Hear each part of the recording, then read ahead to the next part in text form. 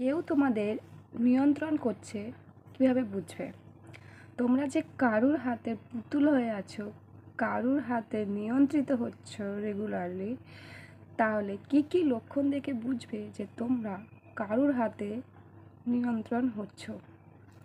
হ্যাঁ বন্ধুরা, আজকে আমি তোমাদের জানাবো তোমরা যে কারুর হাতে নিয়ন্ত্রিত হচ্ছ, কি কি লক্ষণ দেখলে বুঝবে যে তোমরা কারুর হাতে নিয়ন্ত্রিত হচ্ছ। কেউ তোমাদেরকে তাদের হাতের কাঠের পুতুল করে রেখেছে।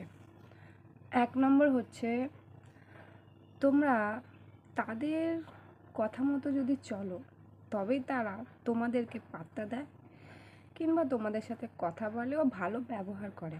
2 নম্বর হচ্ছে, তোমাদেরকে ভুল প্রমাণ করার জন্য তোমাদেরই বলা কথাগুলোকে তারা পাল্টে দেয়। হ্যাঁ।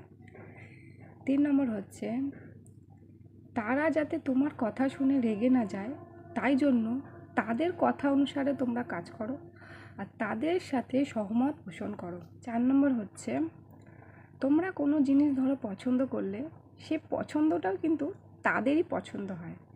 তোমরা যে পছন্দ করছো জিনিসটা, তোমরা যে জিনিসটা পছন্দ করছো সেটাও কিন্তু তাদের সিদ্ধান্ত অনুসারে হয়।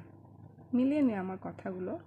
এরপরে যে 5 নম্বর পয়েন্ট হচ্ছে, তোমরা যদি বিরক্ত হও বা দুঃখে থাকো, তোমাদেরকে তারা এড়িয়ে চলে।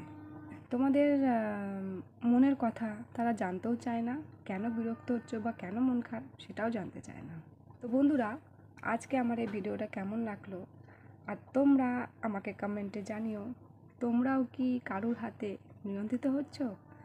যদি হয়ে থাকো তাহলে এক্ষুনি বেরিয়ে, কারণ আমরা কারুর হাতে নিয়ন্ত্রণ হওয়ার জন্যে পৃথিবীতে জন্মাইনি।